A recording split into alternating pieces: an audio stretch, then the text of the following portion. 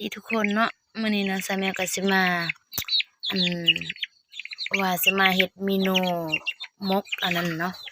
หนูตูนเนาะหนูใหญ่ว่าซั่นเป็นหนูนาเนาะเพราะว่ามันถูกบวกเนาะพี่น้องเอ้ย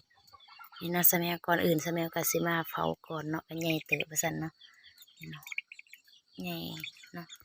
ก่อนอื่นสามีก็สิมาเฝ้าเนาะให้เอาคนมันออกซะก่อนเนาะเพราะว่ามื้อนี้ก็มี2ตัวได้2ตัวว่าซั่นเนาะเดี๋ยวสามีก็สิมาเฝ้าเนาะเฝ้าไฟเนาะเพื่อจะเอาคนมันออกซะก่อนเนาะพ่อแม่พี่น้องเราก็เริ่มมาเผากันเลยเนาะตอนนี้ก็คือโนเฮาก็มันแบบว่ามันก็อันเฮาเผามันสุกแล้วเนาะพ่อแม่พี่น้องแบบว่ามันอันเฮาเผาเอาคนมันออกเดี๋ยวเฮาก็สิมาผ่าเนาะนี่มาผ่าเลยเพื่อเฮาสินำไปหมกว่าซั่นเนาะพ่อแม่พี่น้องเดี๋ยวเฮาก็มาเบิ่งกันเลยเนาะนี่เนาะเฮาผ่ากระโตบักใหญ่ๆเนาะพ่อแม่พี่น้องแบบสดๆร้อนๆเลยเนาะเนี่ยค่ะควันทวนๆอยู่ซั่นก็ใหญ่เติบเนาะเดี๋ยวเราก็สิมาผักเอา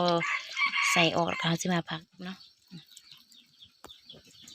นี่เนาะหลังจากที่ว่าซาแมวอันผักอะไรเนาะให้พี่น้องก็คือได้ลายเติบเนาะคือได้เกือบเต็มถ้วยดีเนาะอันนี้มื้อนี้ซาแมวก็สิมาหมกใส่อันหมกใส่อันนั้นยอดวายเนาะให้พี่น้องนี่เนาะยอดวายกำลังพันมาจากต้นนงยาเลยไปสิเนาะเดี๋ยวเราก็มาเริ่มหมกกันเลยเนาะให้พี่น้องเลยแมวก็สิมาพาอันนี้ออกก่อนเนาะเพราะว่าสิเอาข้างในของยอดวายเลยเนาะเดี๋ยวเราก็สิมาพาเลยนี่เนาะสาแมวก็สิมาใส่แจ่วเนาะข้าวเบื่อเนาะสิมาใส่เลยเนาะเพื่อเราสิมาคลุกให้มันเข้ากันเนาะมันเยอะเลยจ้ะเนี่ยมันอยู่อีกเป็นยาไทยกุ้ยเป็นฟองนะเป็นมิดอันนี้นะหั่นแหละยาไทยหั่นแหละนะฮะนี่ไรบุบัมเนี่ยสิเกิดเงินอ่ะ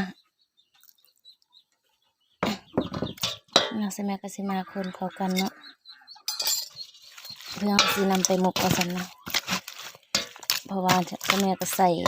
ตำแจ่วข้าวเบื่อว่าซี่เนาะแล้วก็ใส่เครื่องปรุงนำกันเพราะว่าอัน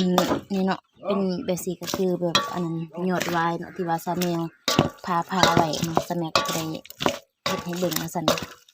อันนี้ก็ได้หลายเติบเป็นแบบว่าหมกบักใหญ่ไปแล้วก็เฮ็ดหมกใหญ่กันเนาะนี่คือเราสามารถแบบหมกได้เลยเนาะให้พี่น้องนี่ก็คือแล้วนะอันนี้เนาะคือเราใส่เกลือเป็นนัวอยู่ในครบเรียบร้อยนะให้พี่น้องเอาอย่าสาแมวลืมเนาะลืมใส่กันสามารถใส่เกลือเป็นนัวแล้วก็มาคนแล้วก็หมกเราก็สิหมกใส่ใบตองกล้วยเนาะให้พี่น้อง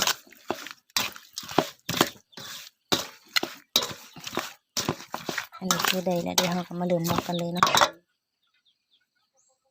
นี่เราก็สิเฮ็ดแบบนี้เนาะเพราะว่าเราก็ใส่เราสิหมกใส่อันนี้เนาะเราก็สิมาถอกใส่เลยเนาะถอกใส่นี่เนาะเราก็เฮ็ดแบบนี้เนาะแล้วเราก็สิมาเอาหัวสิงไข่ใบหัวสิงไข่มาเฮ็ดใจมันเนาะเพื่อให้มันสุกง่ายว่าซั่นเนาะให้พี่น้องเลยแต่เราไปเฮ็ดใจมันก็บ่ได้สุกง่ายเด้เนาะเราก็มาห่อกันเลยเนาะมาหมกว่าซั่นเนาะนี่เนาะสาแมวก็หมกแล้วเนาะหมกบักใหญ่ๆเนาะให้พี่น้องสาแมวก็สิหมกใส่ไฟเอาเนาะหมกใส่ไฟเดี๋ยวเราก็มาเฮ็ดกันเลยเนาะไฟที่ว่าสาแมวดังไว้เนาะนี่เนาะสาแมวก็สิเคลียร์ทานไฟออกไปสิแล้วสาแมวก็สิมาปะอยู่กลางเนาะแล้วก็เคลียร์เอาอันนี้โดนไฟเข้าเอาขี้เถ้าสินะก็ใส่เวลาโดนเติบเนาะเป็นชั่วโมงพอแล้วเนาะเพื่อจะได้กินเพราะว่าให้มันสุกได้ทีไปสิเนาะ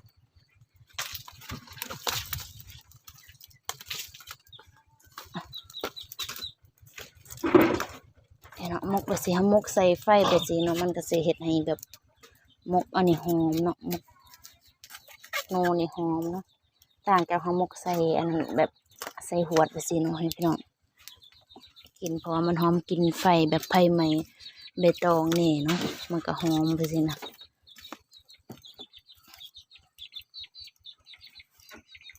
เดี๋ยวเราก็สิมาต่อตอนที่ว่ามันสุกแล้วเนาะพี่น้อง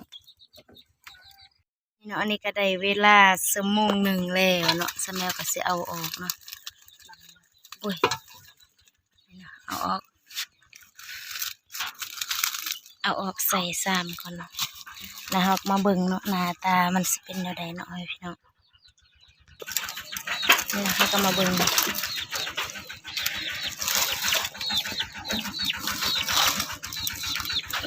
สุกแล้วบ่ว่าหน้าตาก็เป็นตากินเนาะนี่เนาะหน้าตาก็แบบสุกแล้วเนาะเบิ่งสุกข้างในก็สุกกินก็สิหอมเนาะหอมแห้งเป็นตาแซ่บเนาะอันนี้คือมกหนูใหญ่ใส่อันอันยังวะ